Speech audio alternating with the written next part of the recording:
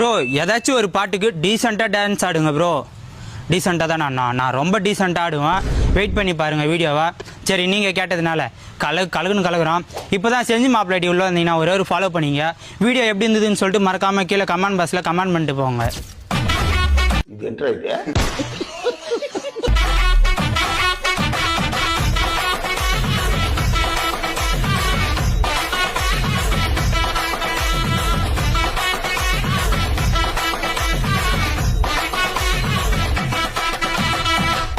வைந்தாரே ஒரு வனப்பக்கத்துந்தாரே ஒத்துக்கிட்டு வாடி நம்மோட பக்கம்